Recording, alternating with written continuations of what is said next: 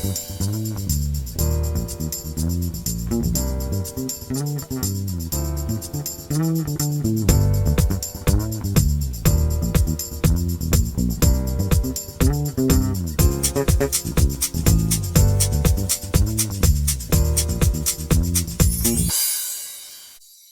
TV 2020, the COVID part of it, you know. We're talking about podcasts, and I want to welcome Oscar. Welcome to it, brother. Thank you. Let's do that shake. Yeah. You know, we've got all these protocols and everything. But thank you, man. Thank you for joining us on DMS TV, you know, and sharing, you know, your experiences. And let's talk about that. Let's talk about the podcasts. I mean, you've got an amazing podcast. It's very popular. I think it's actually one of the best podcasts in the country. Yeah. You know, and maybe tell us more about it. What was your idea when you started? I mean, yeah. Thank you for having me. Thank you for having me so much. The podcast, it was something that I came up with in 2010. I started working on it in 2011, you know. It was a time where I just bought new equipment, so the thrill of making mixtapes was very exciting for me at that time. DJ equipment. Yes. So I just wanted to find a way where I can link what I do to an audience, you know. And then when I started that, it was very well received. Actually, on social media, it was a new platform too. So I started dropping mixes every week, you know. It was a lot, but I did that, and then I stopped from doing that to bi-weekly, and then to monthly as it is now currently. So it's a thing that was formed 2010 but started to operate in March 2011, you know.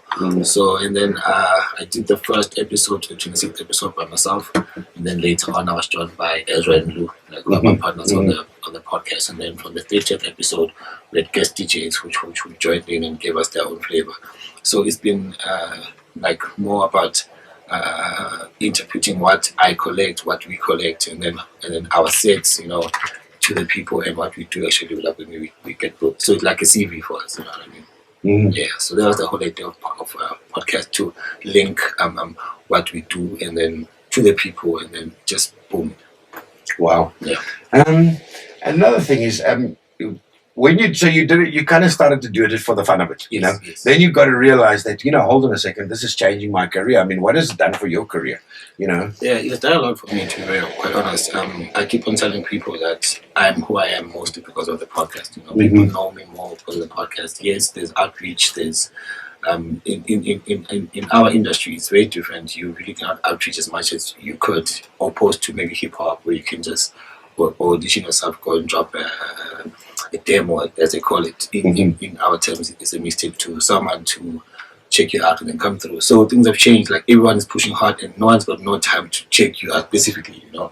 So the podcast gained popularity, like, to a sense that even people who are major in the industry were able to notice that there's someone who's doing something proper, you know, because even the formula was more sort of professional, to a sense that we started to attract guys from overseas, like DJ Spen, who dropped a guest mix years ago.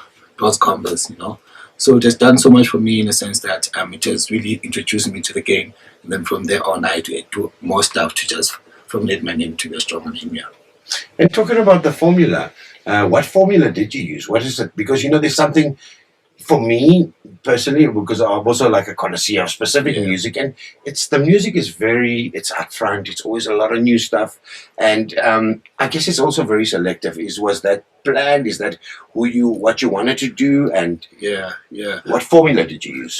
The formula was basically okay. On the show, I have a format that I use. You know, there's a mix which is strictly for local mix, which is strictly South African sound, more like how you guys on the Urban Beach, you know.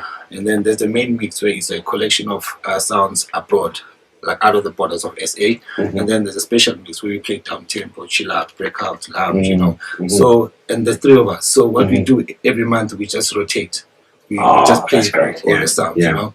And then the guest DJs can play whatever they want to play. Yes. So the other thing is that what we wanted to encourage more on top of it was the DJs and the people who listen to the show buying music, you know. That was the whole idea, because now you can't do a podcast of old music.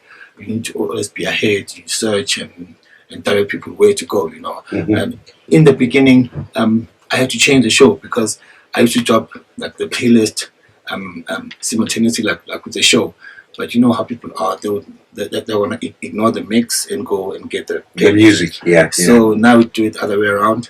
I target a specific number of for downloads, and then I drop their playlist. So now we get people actually getting to the product, which is more numbers. You know what I mean? Yeah. So the other formula, which is more based on bringing what we do and also pushing sales for like for the art itself.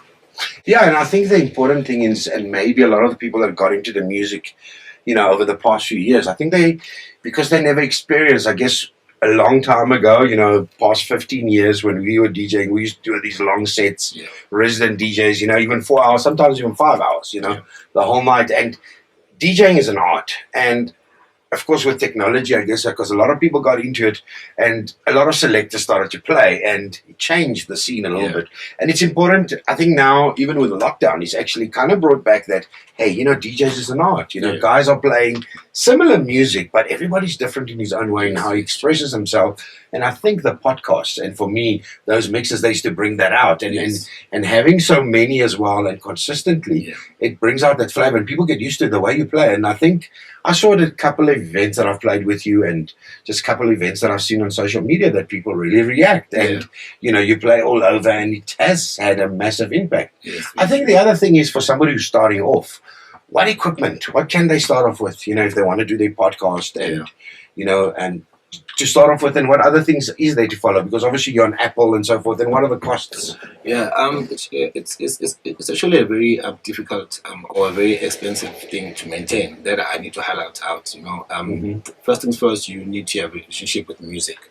You need to be a very consistent collector, and that's buy music. Music. A lot of music like that is because also the podcast also gives you the platform to play whatever you want. And it gives hope for a different spinner to play what they like, and then for instance, I want to go a bit out of the topic. Like for instance, a person like say LSG, who plays strictly a soulful house. So when he comes through to a show, people are expecting to hear what he plays on the podcast, which gives him the freedom of him being himself, which is great. You know what I mean? So they know he's coming, they know what to expect, and then you want to get him on the bigger shows. He will stick to himself because now he's confident. People coming back, yo, we love what you do, we love what you do, we love the sound you play, the sound you make.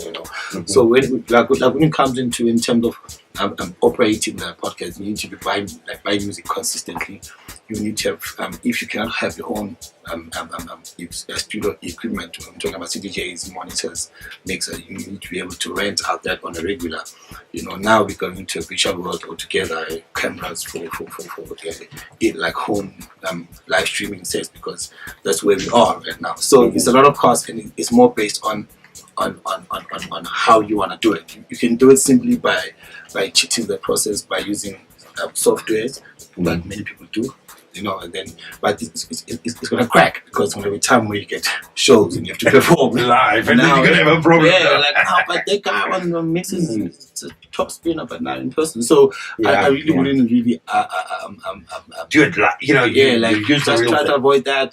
Practice as much as you can, get more information, read up on it, and then do it live, and then because that's also gonna give you more confidence. Like whenever you get to a show and you meet guys like you who do it properly, and then you're also gonna be able to stand firm. So it's more like practice and it's more like doing it your own way, but I'd say just invest in it and just go with it. No, cool. I think the last question that we'll ask, I mean, COVID has had a massive effect on us, on all artists, DJs, or actually the whole entertainment industry and stuff like it. Maybe ways that you've managed to overcome this, or has it just been tough? The honest truth. I mean, how do you feel? And then maybe way forward, To be quite honest with you, I think I was depressed. It's getting better now that things are opening up. Not because I'm mental. Yeah, mental. Because you think of all the things that actually were happening, which were blindfolding us to the reality. We find our source of happiness with the music and touring, traveling, meeting new people and new audiences every now and then. So, and then now here you stuck at home for 6 months, and it even goes back into things like income, where you some stuff for granted because it's like a normal cash flow where you can do this and that, and then now all those things go and stand still. there's no support from our government, and the industry itself is shaking, because even checking up on a person, like itself is like a huge obstacle, because now the person is going to some stuff and you also going. So you need strength from where you cannot even get it yourself. So it really affected me. I don't lie about that, but on the other side, it made me grow my podcast. I did more research and new formula for it. I worked on more music, Production, the yes. album. Yeah, I mean, the new single is amazing, man. Yeah. I mean, actually, just the whole production thing. I mean, that it's good. You know, there's just some amazing stuff coming out of there. yeah. Thank you so much. Like, everyone is inspired, such in a way, because there's so much music that's dropping now. There's more projects, there's new kids on the block which are rising, and there's more support from from legends of the game, which is welcoming, which is warm. So and house music is starting to get its strength back, which is, I feel like COVID really did harm us, but I feel like it was more of a reset. So when things are gonna go back, like vinyl is coming back, people are collecting vinyl again, people are buying music, and the shows are gonna be re-strategized. So I feel like, as much as it did affect us, I feel like we are in for a good time moving here onwards. Yeah, brilliant. That's good, man. And those are positive words. Thank you very much for joining us, and God bless, man. God bless, brother. Sure.